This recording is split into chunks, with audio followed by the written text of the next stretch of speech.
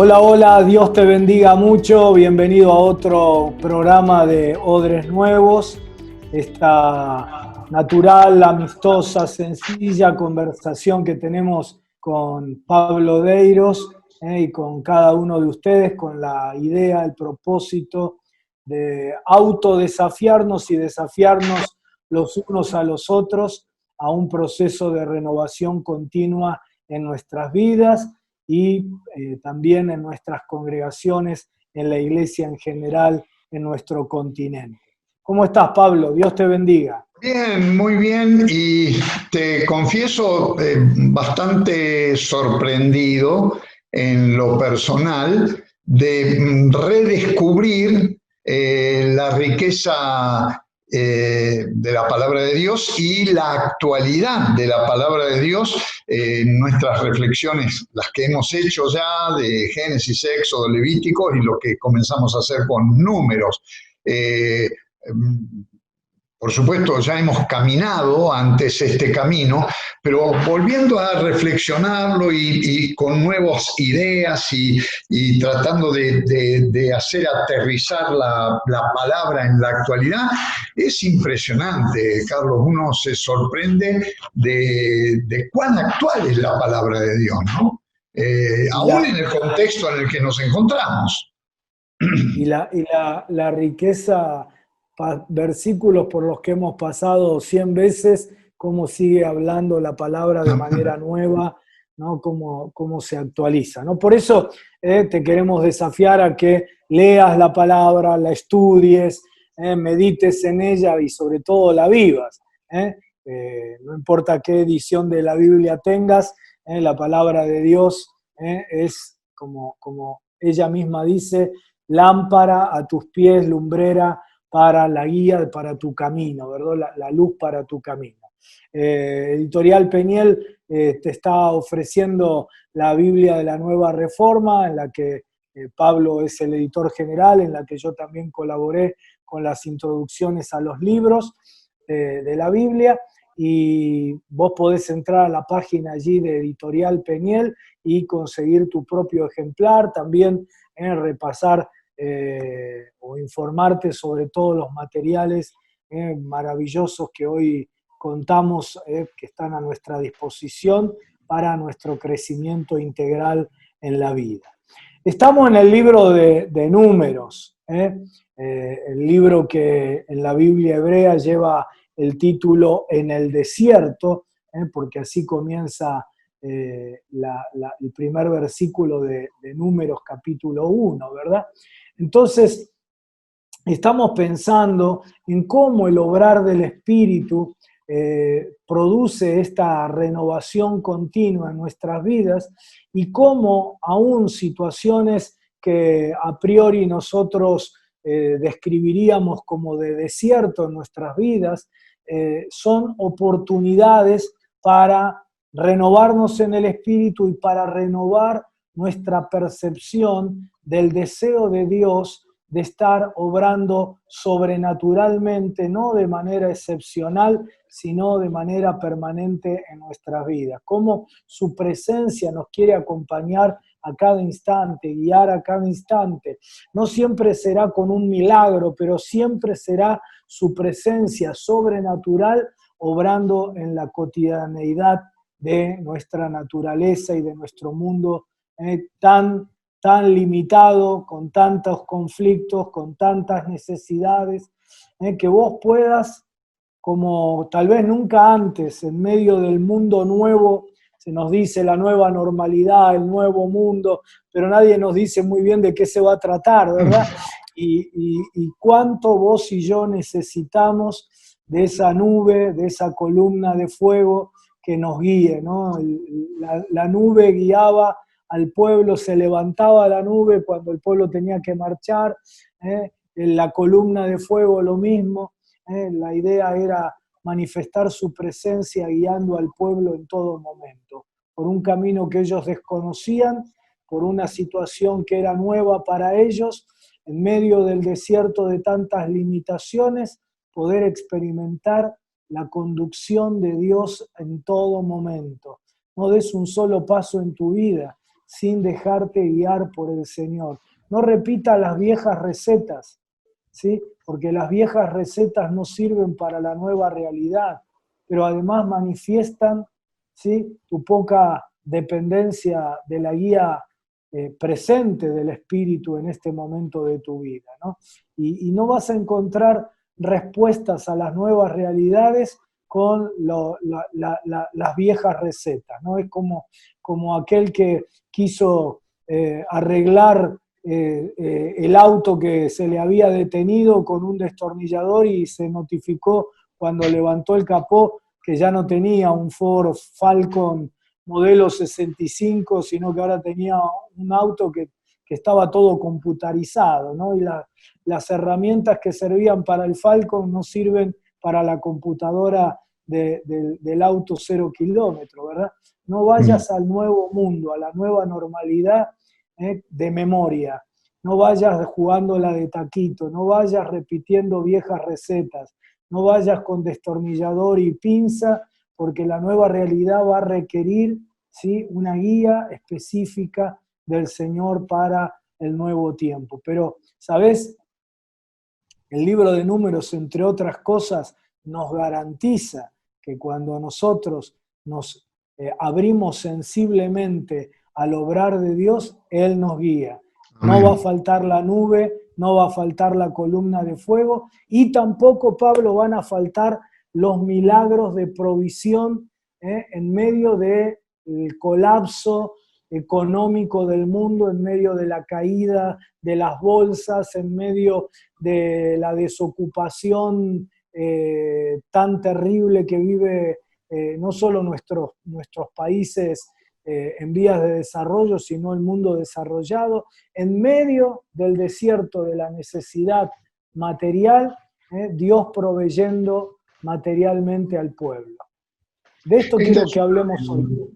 Sí, esta es una de las grandes, me parece, lecciones que podemos extraer de la experiencia del pueblo de Dios en su tránsito por el desierto, a la luz de lo que nos enseña el libro de Números.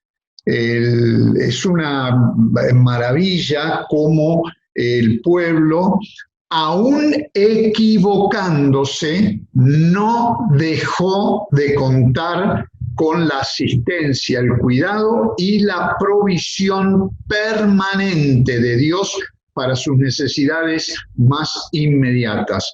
Hay varias cuestiones de contexto histórico y cultural acá que nosotros tenemos que tener claras para poder entender la dimensión de esta lección espiritual en el libro de Números. El pueblo salió de la tierra de Egipto, no salieron mal, salieron con mucho oro, mucha plata, piedras preciosas, que los propios egipcios les habían dado como para sacárselos de encima. Después de la muerte de los primogénitos en Egipto, los egipcios no sabían cómo sacarse a esta gente de encima porque los interpretaban como los causantes de la maldición que había liquidado con todas las plagas, y la última fue la más trágica, la muerte de los primogénitos, había ocasionado tanto mal. Así que les pagaron para que se fueran. Pero además de llevarse el oro, la plata y todo lo demás, que en el desierto no le iban a servir para nada, eso era para gastar y hacer la primera inversión en la tierra prometida, llevaron algunos animales, los poquitos animales que tenían. Un esclavo en Egipto podría tener, en el mejor de los casos, una vaca, o podría tener, que entre paréntesis en Egipto era sagrada, como en la India, y no te podías hacer un asado con esa vaca porque los propios egipcios te mataban. Pero te podías haber llevado una cabra, un cordero, que de hecho se los llevaron, alguna oveja. Pero ¿cómo te bancás 40 años con la vaquita que sacaste de Gosén, que cruzó el Mar Rojo como pudo, la pobre vaca, y que probablemente ya para cuando llegaste al monte Sinaí te la habías comido con todo el clan porque no había otra cosa que comer, hasta que vino el maná y hasta que vinieron las codornices. Fíjate qué dieta de lujo. Tenían todos los hidratos de carbono y las proteínas necesarias para poder salir adelante. Dios proveyó todo esto al pueblo y repito, a pesar de que el pueblo lo desobedeció. En el programa anterior, Carlos, te acordarás que dije que el pueblo podía haber llegado a la tierra prometida en 15 días. ¿Sí? Desde que salieron de la tierra de Gosén. Agarraban derecho para el norte, pasaban por Hebrón y cruzando Hebrón ya estaban adentro de la tierra prometida, la tierra que fluía leche y miel. Acordate también que cuando cruzaron Berseba, el último punto, digamos, urbano o habitado antes de entrar al desierto del Negev, yendo del sur para el norte, lo primero que se veía era la ciudad de Hebrón. Esto es lo que confrontaron los espías que mandó Moisés, entre ellos Josué y Caleb. ¿Qué dijeron de la tierra? La tierra es espectacular. ¿Vieron la tierra prometida en Hebrón?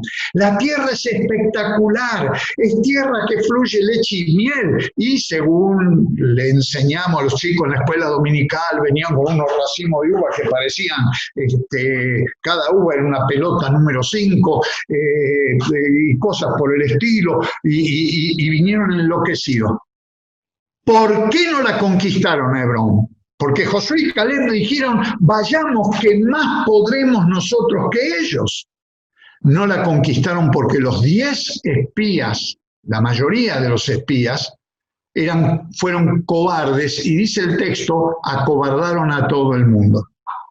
Y entonces, en lugar de encarar en 2 semanas, 3 semanas como mucho, mandar abajo a Hebrón y seguir para adelante barriendo con los cananeos que estaban muertos de miedo de estos tipos que venían del desierto con tanta fuerza, en lugar de hacer eso, se fueron para atrás, se quedaron en el desierto y empezaron a negociar con el rey de Amón, con el rey del otro lado, con pedían permiso. En lugar de entrar derecho por Hebrón, pegaron toda la vuelta por lo que hoy es Transjordania y finalmente, después de 40 años, van a cruzar el río Jordán, desde Transjordania por ese lado, y por ahí van a entrar.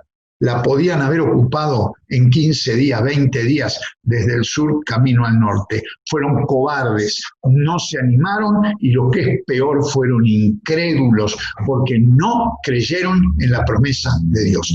Así y todo, cobardes, incrédulos, miserables, Dios los alimentó y proveyó para sus necesidades en el desierto. Y no solo las necesidades del estómago, proveyó para sus necesidades espirituales, proveyó para sus necesidades relacionales, porque vamos a ver también en Números cómo el pueblo se organizó, cómo el campamento fue organizado para que los problemas no se le multiplicaran después de tanto tiempo dando vuelta para nada en ese carrusel sentido que era el peregrinaje por el desierto. Y proveyó también las ofrendas que tenían que ofrendar, porque fíjate vos ahí en Números capítulo 15, todo el capítulo 15 y el 16, bueno, el 15 mayormente, nos habla, y otros también, nos hablan de las ofrendas que tribu por tribu iban dando. Dios les dio incluso la ofrenda que le tenían que dar a él. Les proveyó todo. Les proveyó para sus necesidades emocionales, les proveyó para sus necesidades intelectuales, dándoles la ley, les proveyó en todas las áreas de la vida, y especialmente el sustento, el pan de cada día. Yo creo que de esta experiencia del desierto, y según el relato de Números, hay mucho que nosotros podemos aprender en medio de este desierto de la pandemia, de la pérdida de trabajo, de la falta de recursos. Porque en realidad, Carlos, el problema más grande que nosotros tenemos no es la pandemia, no es la cuarentena, sigue siendo la incredulidad y la cobardía de no obedecer al Señor y recibir lo que Dios nos da. preferimos el IFE, preferimos las migajas que da el gobierno a depender del Señor para tener trabajo, para tener salud, para tener vivienda, para tener bienestar, etc. Le creemos más a las promesas improvisadas de gente que no tiene la más mínima capacidad de gestión y de provisión seria y honesta a las necesidades del pueblo, antes que confiar en el Señor de los señores y en el Rey de reyes, que dice: no he visto a justo desamparado ni a su descendencia que mendigue el pan.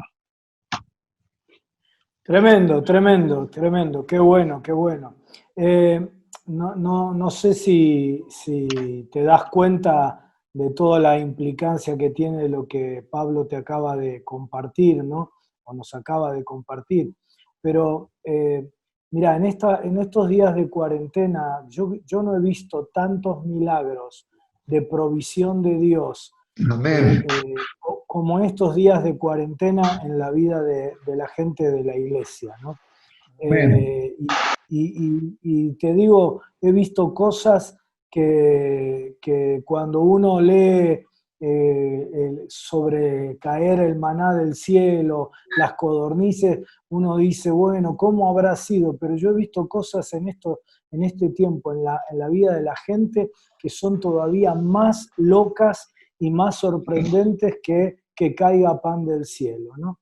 Pero también he visto que esa misma gente que experimentó ese milagro sobrenatural, la aparición de dinero de manera sobrenatural, la provisión de una manera fuera de lo entendible racionalmente, no se quedó solo con el maná del cielo y con la codorniz, sino que se atrevieron a cruzar por Hebrón. Amén. Que se atrevieron a decir, qué bueno, cuando no tenía para comer, me apareció una bolsa con dinero adentro. Me apareció en el tacho de la basura un sobre con dinero adentro. Pero no voy a esperar que mañana vuelva a aparecer el sobre, sino que eso me dinamizó la fe para que ahora yo diga, se me cortó el trabajo, se terminó lo que yo estaba haciendo, no me echaron de la fábrica, me despidieron de la oficina, ahora voy a emprender algo yo, voy a cruzar Hebrón, voy a entrar a la tierra que Dios me prometió, que no es la de una migaja, no es la de un recurso excepcional, otra vez. Damos gracias a Dios por lo excepcional, pero queremos lo sobrenatural diariamente, Amén.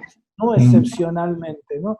Y esa misma gente que experimentó esos milagros excepcionales, se animaron a no quedarse en el pensamiento mágico, a decir, bueno, ahora voy a encontrar bolsitas con dinero todos los días.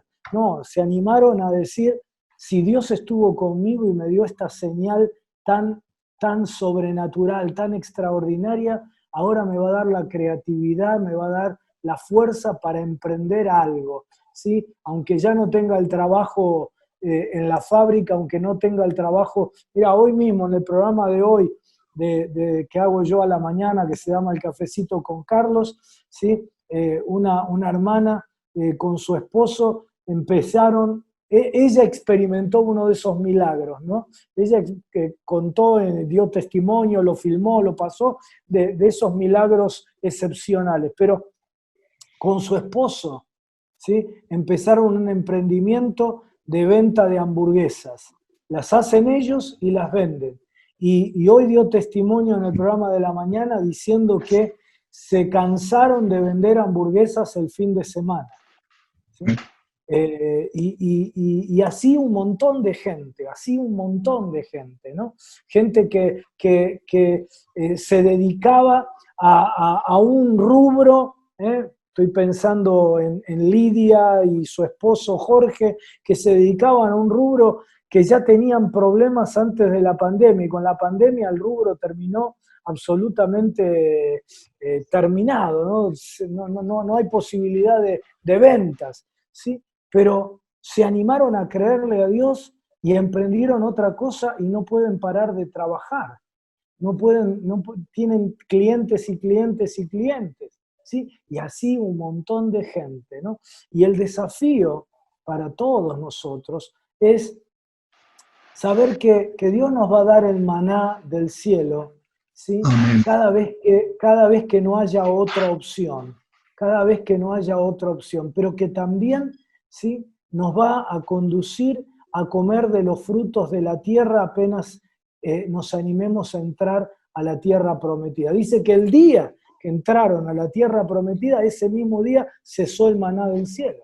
Es Claro. decir, a partir de allí tuvieron que comer del fruto de la tierra, es decir, del fruto de lo que ellos sembraran, de lo que ellos cosecharan, del fruto de su trabajo, ¿sí? Y yo creo que parte de esto es que nosotros podamos ver la mano de Dios obrando en medio de esta necesidad brutal que hay en este tiempo, pero no para quedarnos con pensamiento mágico.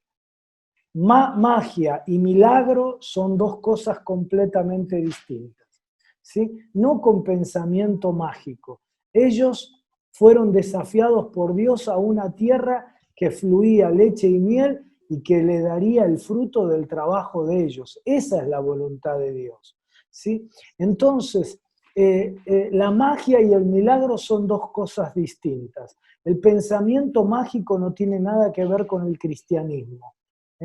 El milagro no es la aparición de panes y peces. El milagro es la multiplicación de los panes y peces que yo pongo, ¿sí? Jesús no dijo, agua conviértete en vino, ¿sí? Jesús hizo que trajeran el agua que había, casi 700 litros de agua que había que sacar del pozo. ¿Sí? No había manguerita, no había canilla, ¿sí? Y entonces al agua de tu esfuerzo yo lo convierto en el milagro de mi vino, ¿sí? Entonces, que cuando Dios te provea como te va a estar proveyendo, querido hermano, querida hermana, milagrosamente maná, codornices, agua que brota de la roca, esa señal, sepas que señala. La señal señala a lo más importante. Y lo más importante es que Dios no quiere obrar excepcionalmente en tu vida, sino diariamente en tu vida, y que quiere bendecir el fruto de tu esfuerzo. Quiere multiplicar tus panes y tus peces que vos des. Quiere multiplicar, quiere transformar el agua de tu esfuerzo en el vino de su bendición. Así que no te quedes abrazado a la señal, que agradezcas como lo hacemos cada semana por cada señal que Dios manda maravillosa, que nos anima, nos estimula en la fe, nos hace cada día amarlo más a Él, pero que sigamos a lo que la señal señala. Dios quiere generar en vos, quiere despertar en vos la creatividad, el esfuerzo, quiere que te llenes de alegría porque Dios bendijo la obra de tus manos, no el subsidio de nadie, la obra de tus manos. La obra de tus manos, esa es la promesa de Isaías, decirle al justo que le irá bien, que comerá del fruto de sus manos. ¿Sí? Sí, Te irá tal bien, cual. hermano, te irá bien, hermana, en la nueva normalidad, en el nuevo mundo. ¿Sí? Dios, como lo hizo con Israel, primero en Egipto y luego en el desierto, hará diferencia. Mientras había oscuridad en la tierra de Egipto, el pueblo de Dios tenía luz. En medio de un desierto, el pueblo de Dios tenía comida.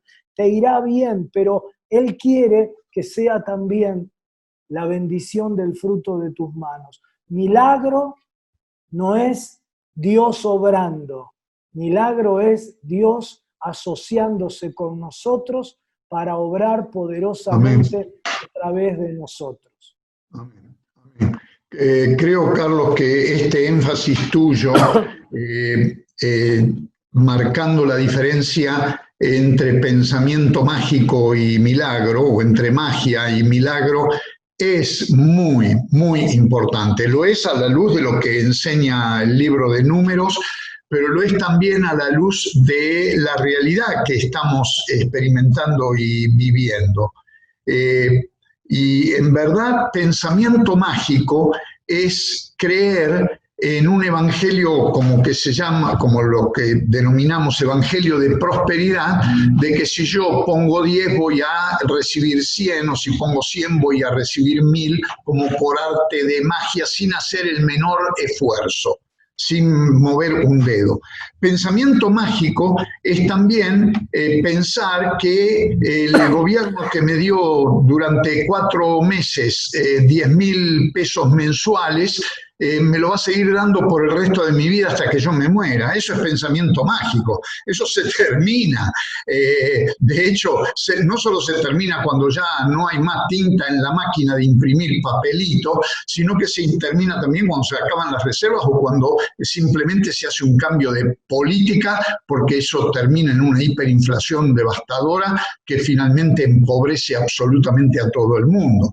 Entonces, los argentinos somos muy dados al pensamiento mágico y cometemos el error que han cometido otros pueblos que terminaron por caer en el desastre y desaparecer de la historia. El propio Imperio Romano, con todo su poder, con toda su grandeza, con sus logros indiscutibles, desapareció del mapa precisamente por esto. Los emperadores más corruptos en el Imperio Romano y los que llevaron al imperio a su decadencia moral, espiritual, económica y política más grande, fueron los emperadores que aplicaron la política del pan y circo. La hemos estudiado en la escuela, la conocemos por las películas y qué sé yo, qué sé cuánto. ¿En qué consistía esta política? En darle al pueblo, eran imperios, pero imperios populistas, en darle al pueblo entretenimiento o entretenerlo para que no pensaran en la miseria en que vivían, en la pobreza en que vivían, en los abusos de todos los derechos a vivir y por haber en que vivían, y encima llenarle la panza tirándoles un pan, literalmente, y esto lo hemos visto en algunas películas. La famosa película Gladiador está muy bien ilustrado. Pasaban con un carro y el pan romano, el típico pan romano, que era una horgaza más o menos así de este tamaño, la tiraban a la tribuna y la gente enloquecida, agradecida al emperador que les tiraba el pan para comer en ese día. Así se vino abajo el emperador, así se vino abajo el Imperio Romano y así desaparecieron los romanos con toda su gloria, con toda su pompa y todo lo demás. Los argentinos somos muy dados a este tipo de populismo, de pan regalado, sin trabajar y de mucho entretenimiento.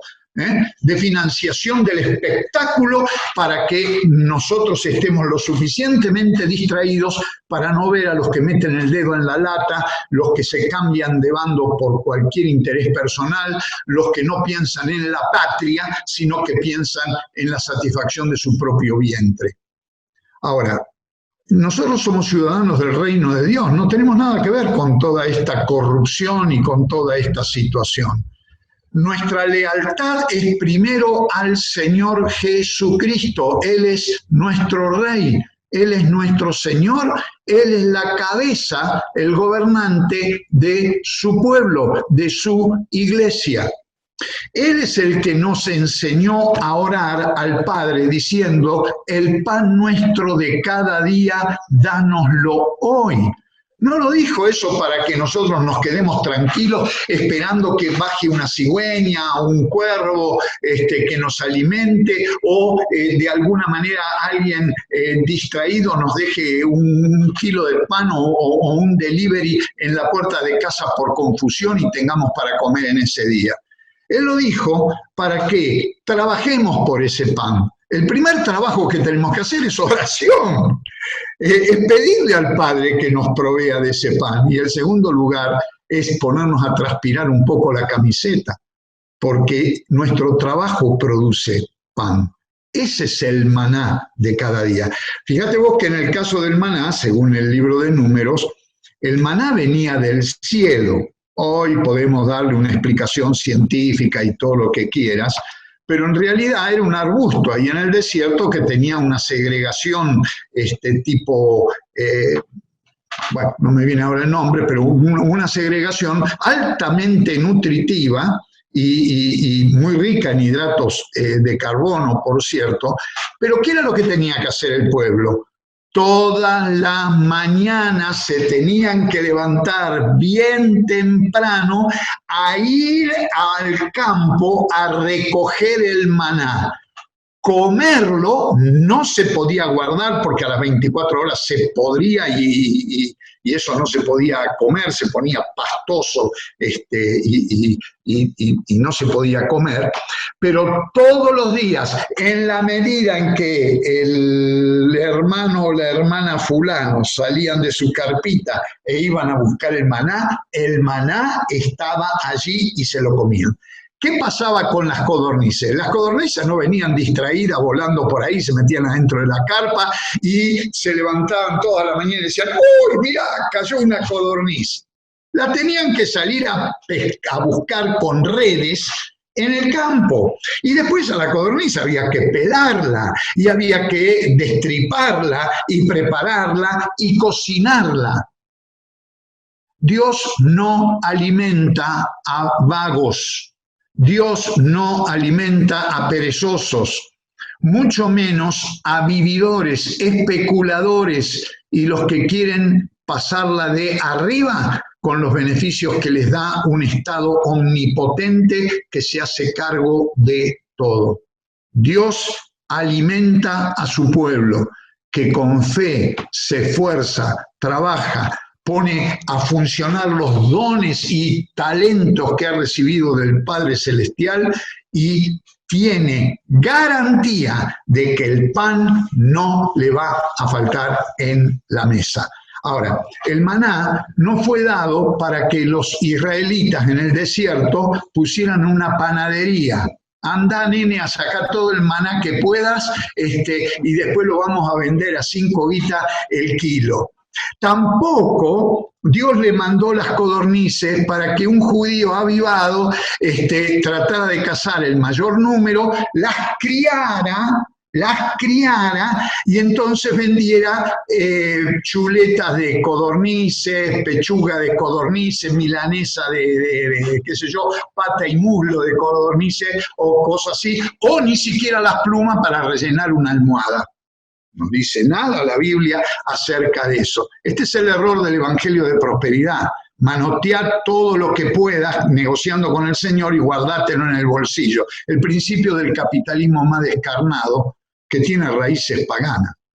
Entonces, lo que Dios dice es quédate tranquilo, trabaja, esforzate, aprovecha las oportunidades que te estoy dando. La fuerza, la energía, la salud que te estoy dando. Porque yo me comprometo a darte el maná para el día, la codorniz para el día, pero todos los días salí a buscarlo, tu maná, tu pan, con tu esfuerzo, con tu trabajo, con tu dedicación, y todos los días sé agradecido, trae tu ofrenda, para darle a los que no tienen o no les alcanza o por alguna circunstancia no pudieron salir porque estaban enfermos, no pudieron salir a buscar el maná y las codornices, te doy un poco más para que le des a ellos. Y no te olvides de los levitas, que están dedicados exclusivamente a mi culto, a orientarte en el culto y a dirigirte en el culto, y que ellos no tienen otra manera de salir a buscar el maná y las codornices porque están manteniendo el fuego encendido en el tabernáculo y están preparando las ofrendas en el altar y están dedicados 100% a hacer esto que es el culto. Dios organiza muy bien las cosas y Dios es el mejor organizador de la sociedad y es el mejor administrador de la familia. y es el mejor proveedor. De hecho, uno de sus nombres en el Antiguo Testamento es ese: Jehová proveerá. Y esto es lo que creemos, y esto es lo que nos enseña el libro de Números, para que lo vivamos aún en medio de esta situación tan limitadora, tan difícil, tan incierta como la que estamos atravesando en este tiempo. Amén, amén. Y no solo aún en medio de estas circunstancias, sino especialmente en medio de las Exacto. circunstancias, ¿no? Porque otra vez, el desierto, la necesidad, la carencia, las crisis son los espacios físico-temporales donde Dios se especializa en obrar, donde Dios privilegia su amor, su amor, su amor, su amor. Como decía Pablo, aún haciendo las cosas mal, Dios les proveyó. ¿Por qué? Porque los estaba premiando por su cobardía, por su incredulidad. No, porque los amaba. Porque los Amén. amaba. ¿Sí? Ahora, continuamente los desafió a salir de ese pensamiento incrédulo, cobarde, mágico. Y el mismo mensaje es para nosotros. Por eso es que este mensaje permanece, el mensaje del libro de Números permanece en la Biblia. ¿Por qué? Porque vos y yo lo tenemos que leer para aplicarlo en nuestras vidas.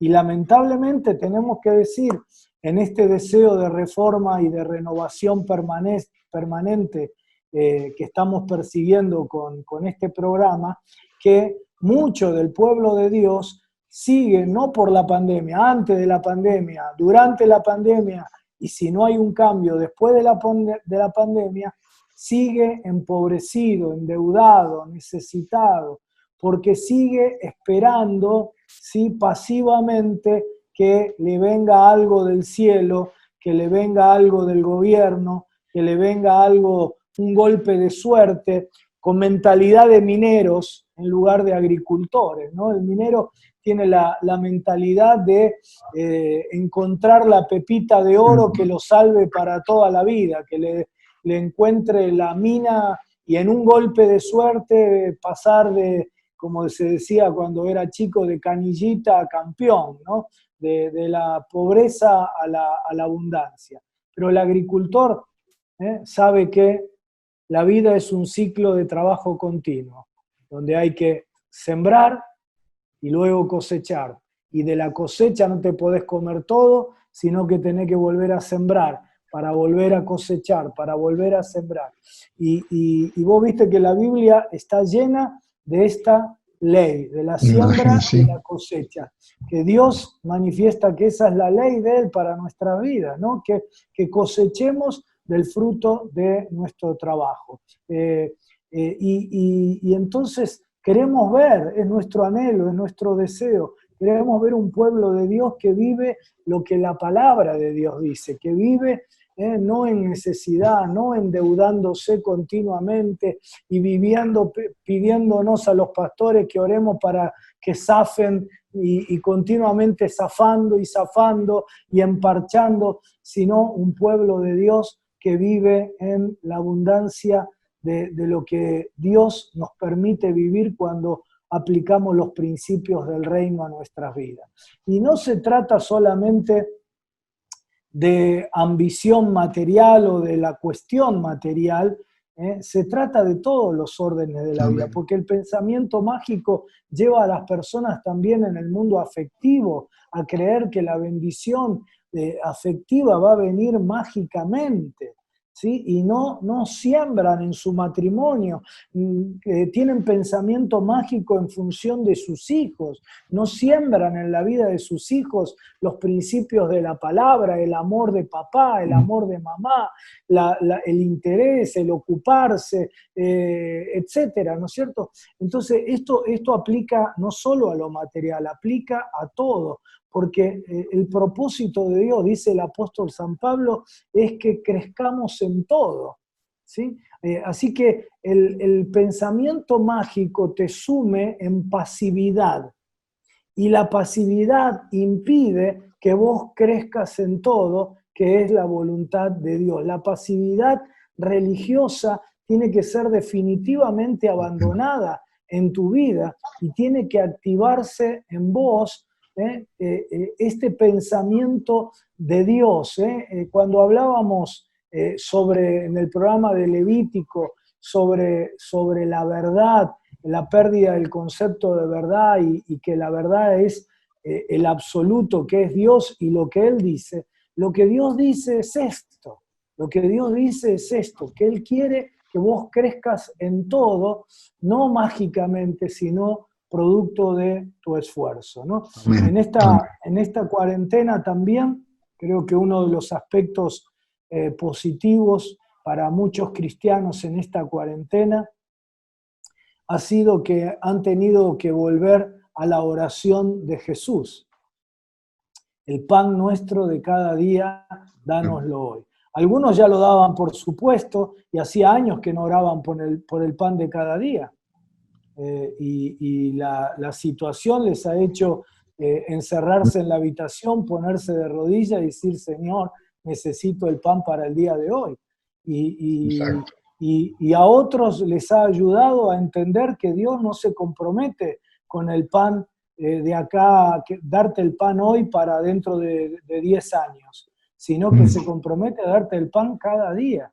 Sí, el maná se pudría, las codornices no era para, como dijo Pablo, para el resto, era el pan de cada día. Y ese es el pensamiento de Dios, porque detrás de todo eso, ¿sabés lo que hay? ¿Sabés lo que hay detrás de todo eso? Que los que comieron el pan el pan del desierto, el maná, murieron. Pero el que come del pan de vida, que es Jesús, amén, ese vive eternamente. ¿Y sabés lo que hay detrás de eso? Que lo que Dios más desea, más ama, es tener una relación con vos diaria, cotidiana. Que vos no digas, pelito para la vieja, ya tengo el pan, no necesito relacionarme con Dios, ya tengo la pareja, ya tengo los hijos, no necesito relacionarme con Dios. No. Somos dependientes de Él. Si permanecemos en Él y sus palabras permanecen en nosotros, no hay crisis que impida que nosotros tengamos mucho fruto y llevemos mucho fruto. Permanecer en Él, en una relación íntima, diaria, profunda con Él y sus palabras permaneciendo en nosotros. ¿Sí? Pablo, quiero que oremos, no sé si ibas a agregar algo más. Una palabrita breve antes de que oremos. Dale. Todo esto que dijimos en relación con los creyentes en forma individual, sus familias y todo lo demás, se aplica directamente a la iglesia. No nos olvidemos que la eclesía de Israel en el desierto es la iglesia de Jesucristo hoy en nuestras ciudades, en el lugar donde nos encontramos.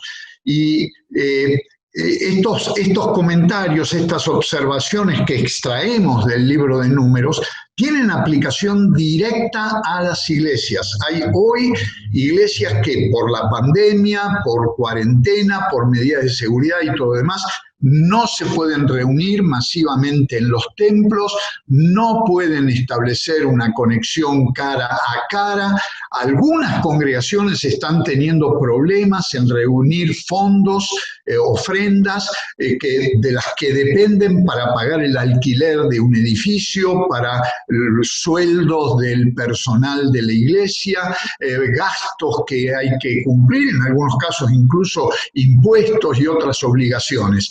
Y estas congregaciones están desesperadas. Yo conozco algunas que están pensando en cerrarse, desaparecer, porque no tienen cómo sobrevivir a estas limitaciones y circunstancias.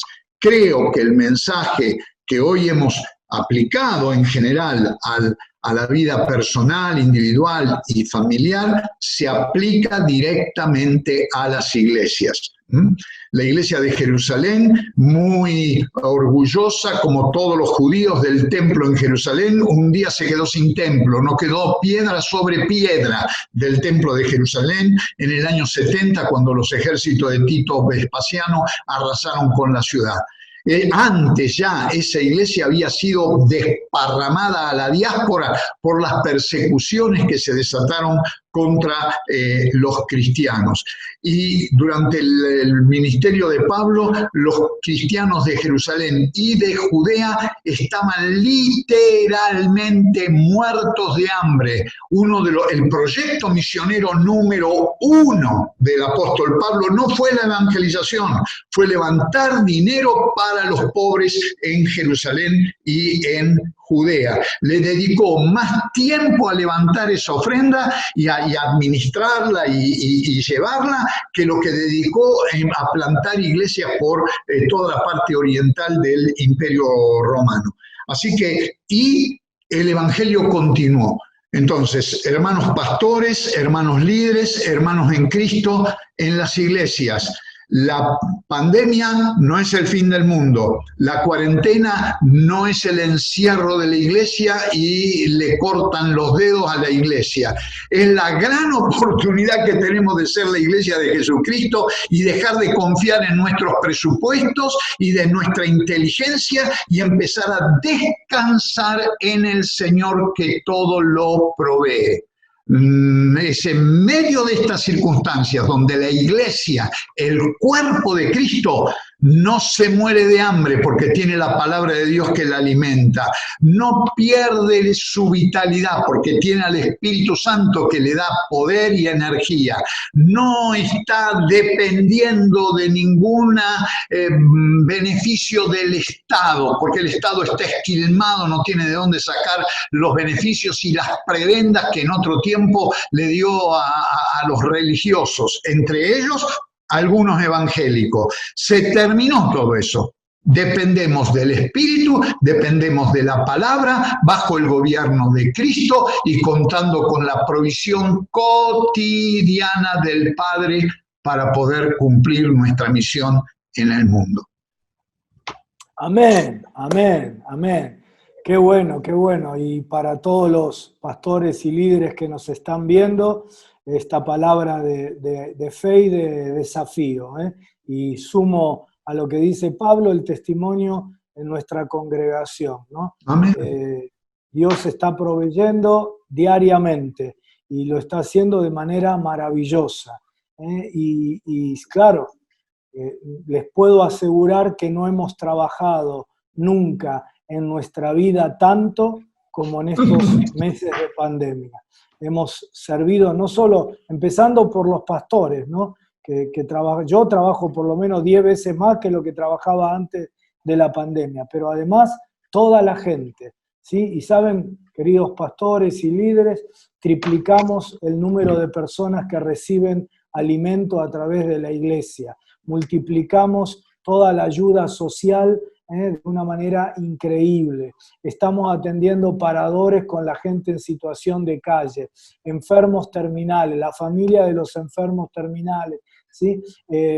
Además de todo la programación, la enseñanza, nuestras escuelas son las que tienen, estamos teniendo récord de asistencia a las escuelas de desarrollo personal, de familia, de ministerio sobrenatural, ¿sí?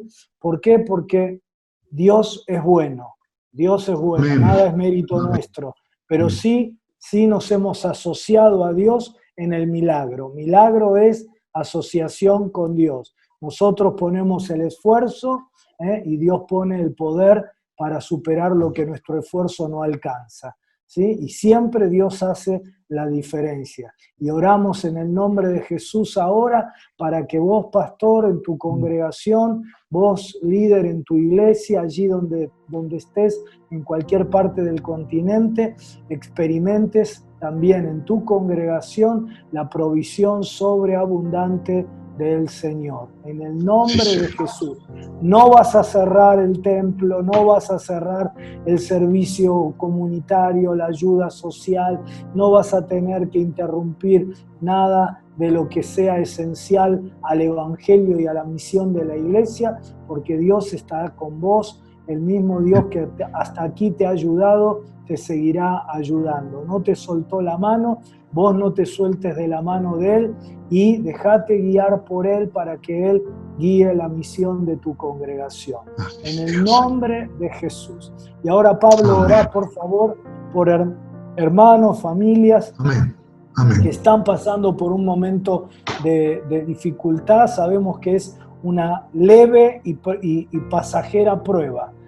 Pronto viene la puerta que se abre. Es más, yo lo creo.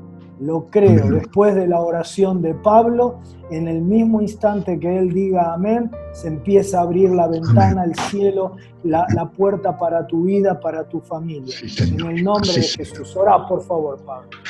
Nuestro Dios y Padre, gracias por estas promesas de cumplimiento cierto que encontramos en tu palabra, de que cuidas, proteges, provees todo lo necesario para la vida de tus hijos. Gracias, Señor, porque ya lo estás haciendo. Oro en este momento por aquellos que están buscando trabajo porque han perdido el que tenían, la mayor parte de ellos en trabajos irregulares, cobrando su salario, su dinero en negro o en situaciones de gran inestabilidad. Yo te pido que estos hermanos terminen con esa condición de esclavitud y pasen a trabajar en libertad con un trabajo digno, bien remunerado, estable, seguro, permanente y donde se sientan satisfechos al emplear, utilizar los talentos, pericias y habilidades que vos mismo les diste. Da ese trabajo, Señor. Que cuando en esta semana este hermano salga a buscar ese trabajo, se vuelva a su casa con alabanzas, acción de gracias porque le diste mucho más de lo que pidió y de lo que en su momento entendía. Ahora pido, Señor, por aquellos que no llegan con sus escasos recursos a mediados del mes, y que han restringido su dieta alimentaria, aquellos jubilados que han suspendido la compra de medicamentos porque no pueden hacer frente a ellos, aquellos otros que están en peligro de terminar en la calle porque no pueden pagar el alquiler que les están pidiendo, aquellos otros, Señor, que no han abandonado sus estudios porque no pueden pagar la cuota o porque no tienen un instrumento como una computadora o algo con que acceder a las clases online. Provee lo que hace falta, Señor. Pone la codorniz, establece, Señor, el recurso necesario que en lo inmediato, es decir, en las próximas 24 horas, esté en manos de mi hermana, de mi hermano, conforme a su oración y su fe en este momento. Que no haya nadie que está confiando en tu poder y en tu gracia que quede defraudado. Al contrario, que sean sorprendidos porque fuiste mucho más allá de lo que pedían y entendían y porque les diste con la grandeza de tu amor y de tu misericordia.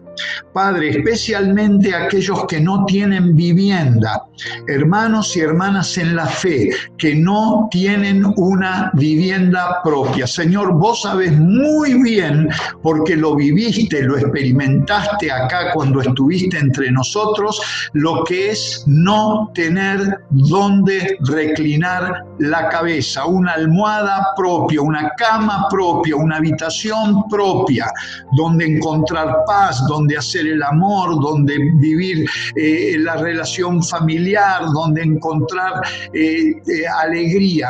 En el nombre de Jesús, aquellos que están necesitando una vivienda en este momento, Señor, pronto, en estos próximos días, provee de esa vivienda. Carlos y yo lo hemos visto esto muchas veces ocurrir. que de hermanos que no tenían nada, absolutamente nada, de la noche a la mañana terminaron con su primera vivienda propia. Lo hemos visto y por eso, alentados en la experiencia, te pedimos con fe que lo vuelvas a hacer en aquellos que hoy están clamando por una vivienda propia conforme a tu voluntad. A quienes, Señor, están especialmente jóvenes, desilusionados, con planes que se les han venido por tierra, aquellas parejas que tenían pensado en el curso de este año casarse y que ven que el sueño se les escapa de la mano porque no tienen vivienda, no saben de qué van a vivir. Señor, dales una buena noticia, que antes de fin de año ese compromiso de amor se pueda cumplir y tengan todo lo necesario para vivir una vida juntos y levantar una familia conforme a tu voluntad. Señor, no te estamos pidiendo un palacio ni una gran mansión, te estamos pidiendo que le des un nidito de amor. Si se lo diste a los horneros acá en el fondo de mi casa, trabajando tan arduamente todos los días, llevando pajita por pajita, una hebra de hilo tras otra para armar su nido, y allí están empollando sus hijos. ¿Cómo no lo vas a hacer con nosotros, que somos a quienes nos has comprado con la sangre preciosa de Jesús?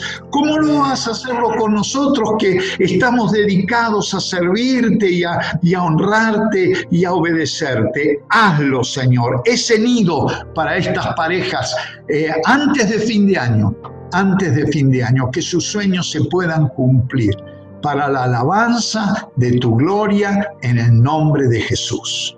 Amén. Amén, amén, amén. Lo creemos, lo creemos, lo creemos. Lo vamos a ver, lo vamos a testimoniar. Qué bueno, qué bueno. Mientras oraba, Peniel, Carlos, discúlpame, sí, para que lo sepan los que nos están escuchando y viendo, mientras oraba, uno tras otro me venían el nombre de hermanos en la iglesia del centro. Pero no uno, un montón, por quienes hemos hecho exactamente esta misma oración y que hoy podrían dar testimonio de que el Padre Celestial es fiel y cumple. amén, amén. Y si alguno de esos está conectado en este momento, una frasecita, chatealo. ¿Para qué? Para que el que lea también crea. Decía allí, yo soy uno de los que oraron por mí cuando no tenía vivienda y la tuve, cuando no tenía trabajo y lo tengo, cuando estaba en la lona y fui libre de las deudas y de cualquier limitación. Escribilo para motivación de otros. Acordate que Editorial Peniel tiene a tu disposición la Biblia de la Nueva Reforma para que sigas profundizando en estas cosas tan hermosas que la palabra de Dios nos da cada día para que nosotros crezcamos en todo.